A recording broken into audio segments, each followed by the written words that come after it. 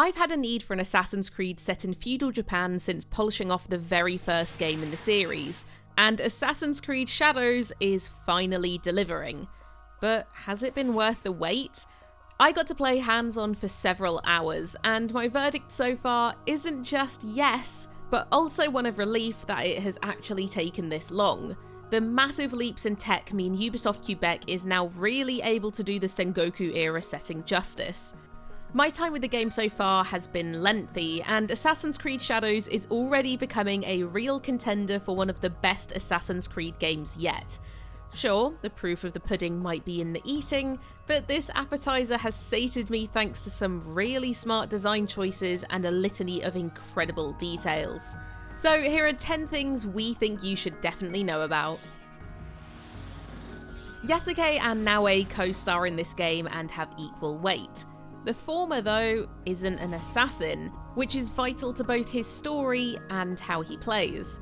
It's a natural evolution for the way Ubisoft have been building on their characters in the last few games too. Ubisoft Quebec has taken Assassin's Creed Syndicate's twins idea and pushed the two characters much further apart. As a result, Yasuke is a combat pro, but won't have any fancy assassin moves. He's able to do a limited amount of parkour, for instance, but is slower as he tries to keep his balance. It's best exemplified with the aptly named Brutal Assassination, which has Yasuke yell out to force an enemy to turn around before executing them, as he simply refuses to kill someone with their back turned. The large frontier full of trees was one of Assassin's Creed 3's best ideas. It was also filled with animals that Connor could hunt and skin. Here in Assassin's Creed Shadows, you can still hunt down some animals, but rather than being about killing everything, Yasuke or Naoe will pop out their sketchbook to capture the nature in front of them. These drawings can be taken back to the highly customizable hideout and displayed. And even better, the depicted animals can also be placed where they'll wander around. And yes, you can even pet some of them. What a kind fellow. Ubisoft Quebec have looked to, quote, craft the crap out of Assassin's Creed Shadows' depiction of feudal Japan, making sure they get all the little details right, from the rolling fog to the specialty trades of each settlement. Standing tall among them though, there are over 30 castles that are like big mazes. Each packs plenty of character on its own, weaving together interior and exterior sections to create highly detailed spaces that are interesting to poke around in. Whether you're Yasuke, boldly moving from room to room, or clambering and crawling around as Naoe, often with viewpoints and challenges of their own, they're rewarding and complex spaces to master. I've said it before, and I'll say it again, but if there's one thing gamers crave, it's being small.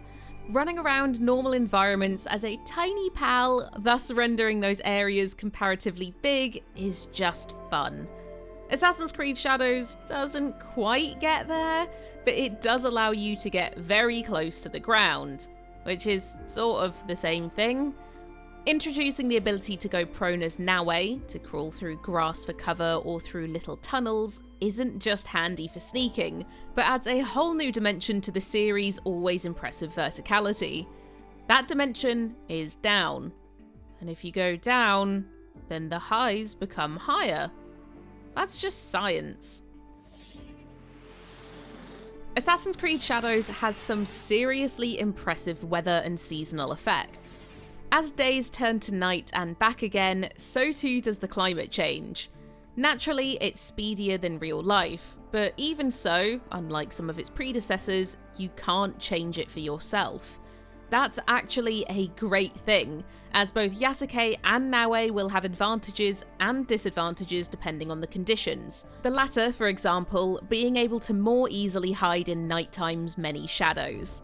Not being able to skip those negatives forces you to adapt, and to actually engage with the challenges in front of you.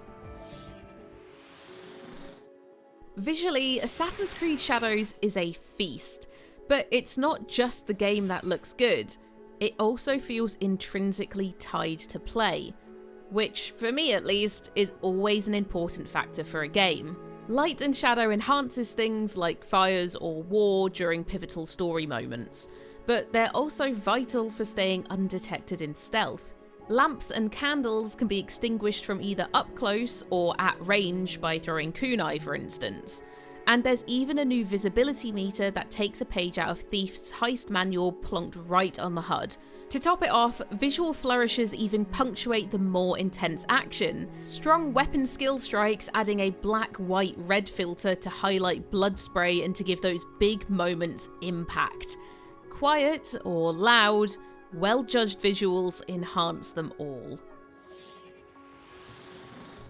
The Hideout, which you're free to customize as you please, is filled with details. From allied characters hanging out and shooting the breeze with one another, to spending time crafting the perfect courtyard gardens. One tiny detail that adds plenty of authenticity is how Naue and Yasuke's shoes will pop off as soon as they enter an interior, nodding to Japanese customs. There's no annoying cutscene for them popping them on or off either. Don't look at me like that, Shenmue. I didn't mean you. It's a nice touch that has no downsides, and goes to show that sometimes less can be more when implementing details like this. Let those eagles and ravens fly. Fly right out of the series, that is. First added in Assassin's Creed Origins with Senu, the ability to call on a very drone-like bird for an aerial viewpoint has been core to the current era of open-world RPG-style Assassin's Creed games. They've also been somewhat divisive, with subsequent entries struggling to juggle their potentially overpowered nature. Assassin's Creed Shadows does away with this, specifically aiming to keep players immersed in what's in front of them. Observe instead replaces it, dynamically changing what you can sense and mark depending on the viewpoint you're looking out from. You can do this from anywhere, the higher the better, not just the collectible viewpoint fast travel points. This will become a powerful tool in your arsenal, and one that keeps you locked in at all times. Yasuke's strength isn't just for show, it's weaved into how he fights on a deeper level than the still pretty deadly Naue. His arsenal of weapons can weave strong and light attacks together to form combos, any strike of which can be charged to alter the deployed move. Certain activities will even have Yasuke practice these out in the world, although they're all, it seems, unlocked from the start if you experiment. With 2 melee weapons equipped, Yasuke can even learn an ability that has him switch them mid-combo to keep the chain going, altering combos even further. Naue or Yasuke? So far, I love the way they both stand strong together. My opening hours with Assassin's Creed Shadows naturally encouraging me to switch things up frequently. While exploring non-hostile areas, you can toggle where you stand from the pause menu. On death, it provides a great opportunity to replan and tackle the situation as the other one. But even more, I love how the main missions provide frequent story checkpoints that allow you to switch back and forth depending on who you want to take on the next chunk of the mission. For instance, have Yasuke break down the front door and go in samurai swords blazing, or have Naue scale the walls undetected. You can stick with one if you prefer most of the time, but they're different enough to appreciate their natural strengths in play.